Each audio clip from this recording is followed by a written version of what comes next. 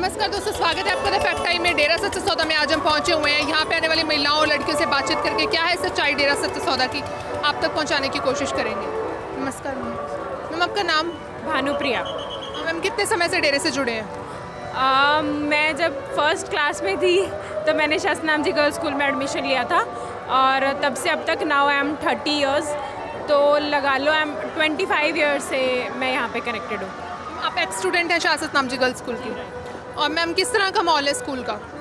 School का इतना अच्छा माहौल है, पढ़ाई इतनी अच्छी है, इतने इंसानियत के तरीके सिखाए जाते हैं, जीवन जीने के तरीके सिखाए जाते हैं जो मुझे नहीं लगता किसी भी स्कूल में ये चीज़ बताई भी जाती होगी, बच्चों में इनकलकट की जाती होगी ये चीज़ें जो हमें सिखाई गई हैं, जो हम आज तक हमारे साथ हैं।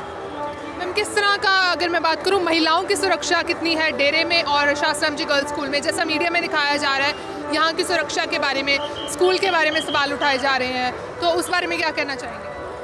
वो तो सरासर गलत है, इल्ज़ाम तो बेबुनियाद लगाए गए हैं, जो भी लगाए गए हैं सब बेबुनियाद है।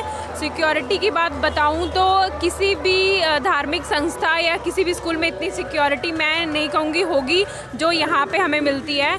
कोई भी बच्चा, महिला, कोई भी यहाँ पे असुरक्षित नहीं है, सब यहाँ पे सुरक्षित है और सबका पूरा ध्यान दिया जाता है। बहन और भाइयों की एक भावना से ही सबको देखा जाता है यहाँ पे। मानवता भलाई के कौन कौन से कार्यों में आगे आ रहे हैं डेरा सच्चा सौदा?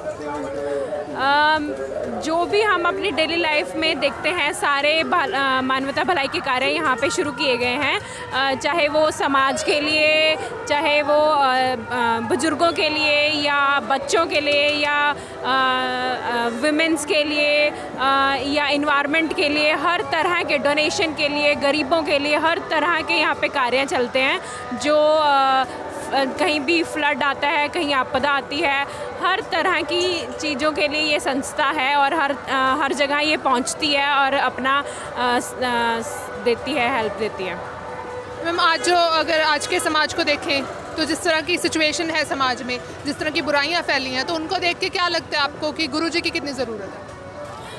उन्होंने ही हमें ये सब सिखाया है और वो हमारे साथ रहकर हमें जितना आगे ले जा सकते हैं उन कार्यों को, वो उनके बिना बिल्कुल पॉसिबल नहीं है। और हमारी सरकार से यही गुजारिश है कि उन्हें हमारे पास जल्द से जल्द भेज दिया जाए। बदलाव किस तरह के आ सकते हैं गुरुजी के समाज में आने के बाद? हम सरकार को इसलिए चुनते हैं कि वो हमारे समाज के लिए कार्य करेगी, पर ऐसा अभी तक की लाइफ में, 30 इयर्स की लाइफ में हमने नहीं देखा कोई भी सरकार इसलिए बनती है। वो सरकार इसलिए आती है कि भाई हम भला करेंगे, वो थोड़ा 1-2 महीने दिखाया जाता है, बट फिर एट लास्ट वही चीज़ें होती हैं जो आज तक चलती आई हैं।